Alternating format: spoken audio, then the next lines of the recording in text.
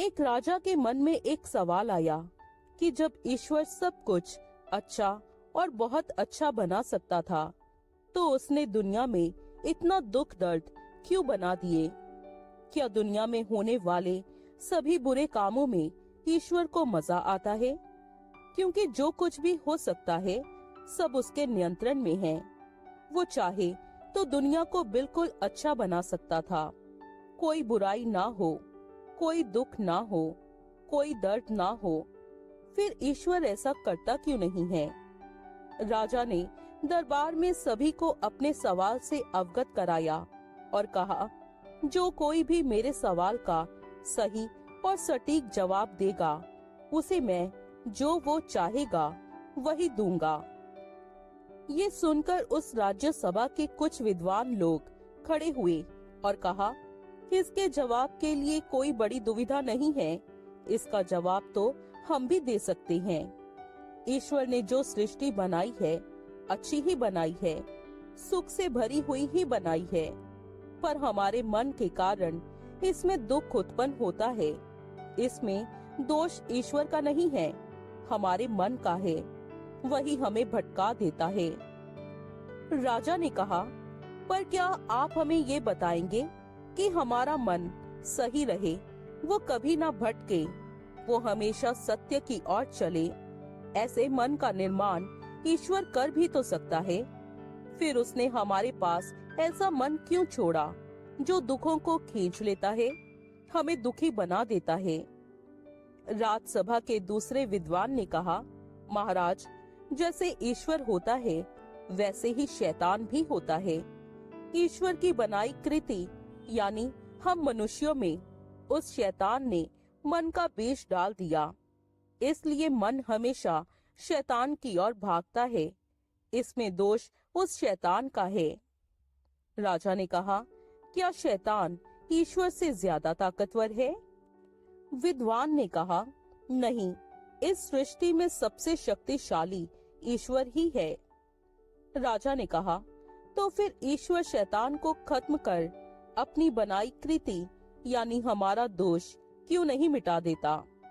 और अगर वो ऐसा करने में सक्षम नहीं है, तो इसका मतलब शैतान ज्यादा ताकतवर है, ज्यादा शक्तिशाली है। तो क्या हमें शैतान की शरण में नहीं हो जाना चाहिए? राजा की बात सुनकर सभी शांत हो गए। किसी की हिम्मत नहीं हुई कि कोई राजा की बात का उत्तर दे सके। इसके बाद राजा ने घोषणा की, जो कोई भी अपने उत्तर से मुझे संतुष्ट कर देगा, उसकी हर इच्छा पूरी की जाएगी, हमेशा, जब तक वो रहेगा। इसके बाद राजा के पास दूर दूर से देश विदेश से विद्वान आने लगे। सबने अपने अपने उत्तर रखे, पर कोई भी राजा को संतुष्ट नहीं कर पाया। बहुत दिन गुजर गए। आखिरकार राजा ने मान लिया कि इस दुनिया में कोई नहीं है जो उनके प्रश्न का जवाब दे सके। इसी पर चर्चा करने के लिए एक दिन राजसभा बुलाई गई। राजा ने कहा, हमने एक से एक विद्वानों से चर्चा की, पर कोई भी हमारे सवाल का ठीक जवाब नहीं दे पाया। सब कही सुनी बातें ही दोहरा रहे हैं। क्या हम मान लें कि अब इसका जवाब हमें अपने जीवन में कभी नहीं मिलेगा? तभी राजा का रसोइया राज दरबार में उपस्थित हुआ और उसने कहा, महाराज, आपके लिए एक ऐसी सब्जी मैंने बनाई है जिसे खाने के बाद आपके सारे उत्तर मिल जाएंगे। ऐसा स्वाद आज तक किसी ने भी नहीं लिया है। राजा ने कहा, तुम्हारी बातों से लगता है सब्जी बहुत ही स्वादिष्ट होगी। हमारे सामने इसे जल्दी पेश किया जाए। रसोइये ने कहा, महाराज, सब्जी तो यहाँ नहीं आ सकती। आपको सब्जी तक जाना पड़ेगा, नहीं तो सब्जी का स्वाद खराब हो जाएगा। राजा ने कहा, अच्छा, अगर ऐसा है तो हम तुम्हारे साथ चलते हैं। राजा के साथ सभी राज दरबारी भी साथ चले। रसोइया राजा को एक लौकी के पौधे के पास ले गया। उस पौधे पर एक लौकी लगी थी। रसोइये ने कहा, महाराज, यही है सब्जी, खा लीजिए। ये सुनते ही राजा को क्रोध आ गया और उसने कहा, क्या तुम हमारे साथ मजाक कर रहे हो? ये सब्जी है, लेकिन तुम्हें इसे बनाया नहीं है। क्या हम इसे कच्चा लौकी को खाएंगे? रसोइये ने कहा, क्षमा कीजिएगा महाराज, मेरा ऐसा कोई इरादा नहीं है, पर आप भी तो ऐसा ही कह रहे हैं कि ईश्वर ने सृष्टि बिना दुख के क्यों नहीं बनाई। राजा ने कहा, अपनी बात स्पष्ट करो। रसोइये ने कहा, ये लौकी की बेल एक बीज से निकली है। अगर बीज को दुख नहीं होगा, वो अपना सीना नहीं चीरेगी, तो ये लौकी की बेल भी नहीं निकलेगी और इस पर ये लौकी नहीं आएगी और आप इस लौकी को नहीं खा पाएंगे। और अगर ये बेल आपको लौकी ना तोड़ने दे, तो आप इस लौकी की सब्जी बनाकर कैसे खाएंगे? लौकी तोड़ने पर बेल को तो दर्द होगा ही, दुख भी होगा। राजा ने कहा, तुम कहना क्या चाहते हो? ये अभी भी स्पष्ट नहीं हुआ है। रसोइये ने कहा, मैं आपको अपनी बात स्पष्ट कर लूंगा, पर इसके लिए आपको दरबार में ही जाना होगा।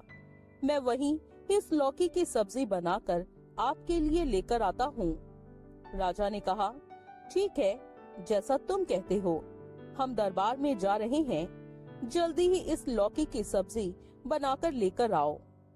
राजा अपने दरबारियों के साथ दरबार में बैठ गया। कुछ देर बाद एक बर्तन में ढक कर रसोइया सब्जी को लेकर आया। रसोइये ने कहा, महाराज, इससे पहले कि आप ये सब्जी खाएं, मुझे आपसे अभय दान चाहिए। मेरी बात पूरी सुने बिना मुझे मृत्यु दंड नहीं मिलना चाहिए। राजा ने कहा, डरो नहीं, ऐसा कुछ नहीं होगा। तुम्हें अपनी पूरी बात कहने का मौका मिलेगा। रसोइये ने वो सब्जी राजा के सामने रख दी। राजा ने सब्जी को देखा तो चौंक गया और कहा, ये क्या मजाक कर रहे हो? क्या तुम हमारी हंसी उड़ाना चाहते हो? इसमें तो कच्ची लौकी ही रखी है, तुमने इसे काटा और पकाया नहीं है। रसोइये ने कहा, महाराज, इस लौकी को बेल से तोड़कर पहले ही मैंने उस बेल को और उस लौकी को दुख और दर्द दिया है। अब इस लौकी को काटकर इसे दर्द देना क्या उचित है? उसके बाद इसे तेल में तला जाएगा, फिर इसमें भयानक भयानक मसाले डाले जाएंगे जो इस लौकी के दर्द को बढ़ा देंगे और महाराज, तब जाकर आपको इसमें स्वाद आएगा और आप कहेंगे, वाह, क्या सब्जी बनाई है।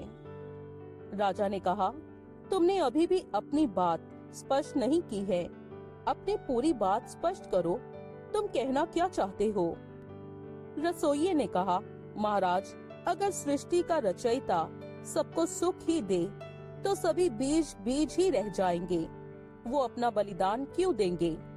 किसी पेड़ को बनने के लिए, किसी पौधे को उगने के लिए, किसी फल को आने के लिए, क्योंकि बीजों का भी तो अपना सुख है। वो नष्ट होते हैं, अपना बलिदान देते हैं, तब जाकर सृष्टि आगे बढ़ती है। महाराज, सृष्टि के निर्माण में 3 चीजों का योगदान है। पहला विनाश है, दूसरा रचना है, तीसरा पालन करना है। इसके बाद फिर से विनाश है और ये चक्र चलता रहता है। इसी से सृष्टि आगे बढ़ती है। बीज के विनाश से पौधे का जन्म होता है। पौधा अपनी पूरी उम्र तक रचना धारण करता है और उसका पालन करता हुआ वो बड़ा होता है, फल देता है और फिर वो विनाश को प्राप्त होता है। पूरी सृष्टि 3 हिस्सों में बटी है और इनका एक दूसरे के बिना कोई अस्तित्व नहीं है। जैसे दिन और रात और उनके मध्य संध्या का समय, जैसे स्त्री और पुरुष और उनके बीच में अर्धनारीश्वर यानी किन्नर, जैसे सुख और दुख, उनके बीच में मोक्ष, ना सुख और दुख। राजा ने कहा, बहुत गहरी बात बोल रहे हो, लगता है तुम्हें बड़ा ज्ञान है। ये बताओ, ये मनुष्य बुरे कर्म क्यों करता है? क्या उससे ये ईश्वर कराता है या कोई शैतान कराता है? रसोइये ने कहा, सृष्टि के रचयिता ने कभी किसी को नहीं कहा कि वो बुरे कर्म करे, बल्कि उसने हमें एक बुद्धि दी है जो हमें बताती है कि क्या सही है और क्या गलत है। सृष्टि में मौजूद 3 चीज में से हम किसी एक चीज का चुनाव कर सकते हैं। चुनने की आजादी हमें दी गई है, पर गलती करने पर अपनी गलती को मानना हमारी आदत नहीं है। इसलिए हमने शैतान का निर्माण किया है ताकि हम सब कुछ उस पर थोप सकें, और इसी कारण शैतान ताकतवर है। जिस दिन हम अपनी गलतियों को मानना शुरू कर देंगे, शैतान कमजोर हो जाएगा। हम ही शैतान हैं। राजा ने कहा, तो क्या ईश्वर हमारे सुख और दुख के लिए उत्तरदायी नहीं है? अपनी बात को सही तरह से स्पष्ट करो।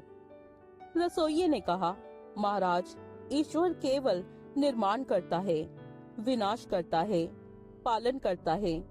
उसकी सृष्टि से आप क्या उठाते हैं, ये आपका ही निर्णय है। इसमें वो कुछ नहीं करता। राजा ने कहा, हम तुम्हारी बात से सहमत नहीं हैं, इसे साबित करो। रसोइये ने कहा, आज मैं आपके लिए इस लौकी की सब्जी बनाकर लाना चाहता हूँ। उसके बाद ही मैं अपनी बात स्पष्ट कर सकूंगा। राजा ने इजाजत दे दी और रसोइया लौकी की सब्जी बनाकर दरबार में ले आया। राजा ने उस सब्जी को खाया और रसोइये पर चिल्लाया, ये क्या सब्जी बनाई है? लौकी को उबालकर ही ले आया है। इसमें ना मसाले हैं, ना नमक है, ना मिर्ची है। क्या इस तरह का खाना खाएंगे हम? रसोइये ने कहा, महाराज, आपको ये सब्जी पसंद नहीं है, ये आपका निर्णय है। इसमें ईश्वर कुछ नहीं कर रहा, जबकि ये बात सत्य है कि यही सब्जी आपकी सेहत के लिए उचित है। मसालों के साथ जिस सब्जी का निर्माण किया जाएगा, वो आपकी सेहत के लिए सही नहीं है। अब आप निर्णय ले सकते हैं कि आपको कौन सी सब्जी खानी है। इसमें ईश्वर कुछ नहीं कर रहा, वो बस इतना ही करता है कि आपको एक लौकी दे सकता है, ऐसी चीजें दे सकता है जिससे आप तेल और मसाले निकाल सकें। फिर आप उसके साथ क्या करते हैं, ये आपका निर्णय है। राजा ने कहा, बहुत खूब, तुमने बहुत अच्छी तरह से समझा दिया कि अपने अच्छे बुरे के लिए हम ही जिम्मेदार हैं। हमारे कर्म ही हमें वापस लौट कर मिलते हैं। कर्म करते समय या कर्म के बारे में सोच के समय हमें ये पता होता है कि ये अच्छा है या बुरा। जितना प्रभाव बुरा कर्म करने का पड़ता है, इससे ज्यादा बुरा कर्म सोचने का पड़ता है। फिर हमारे साथ दुर्घटनाएं हो जाती हैं, दुख उत्पन्न हो जाता है और हम रोते हैं कि हमारे साथ ऐसा क्यों हो रहा है, जबकि इसके लिए जिम्मेदार भी हम ही होते हैं। इस सृष्टि में अच्छी और बुरी दोनों ही चीजें हैं। हमारे लिए क्या अच्छा है और क्या बुरा है, इसका निर्णय हम ही लेते हैं। तुमने हमें बहुत सही तरीके से समझाया। अब जो तुम्हें चाहिए वो मांग लो। रसोइये ने कहा, महाराज, मुझे तो केवल आपकी सेहत चाहिए। आपकी सेहत के अनुरूप भोजन बनाने की अनुमति दे, क्योंकि जो भोजन आप अभी तक अपने स्वाद अनुसार खा रहे हैं, वो आपकी सेहत के लिए सही नहीं है। राजा बहुत खुश हुआ और उसने रसोइये को बहुत सारा इनाम दिया और उससे पूछा, तुमने जो बताया, ये ज्ञान तुम्हें कहाँ से मिला? रसोइये ने कहा, सब यही बिखरा पड़ा है। अपनी दुविधा में फंसे रहने के कारण बस हम देखते नहीं हैं। सारे उत्तर यही हैं, उत्तर ही उत्तर हैं। सवाल तो हम ही खड़े करते हैं, क्योंकि अपने आप को देखना हम भूल गए हैं।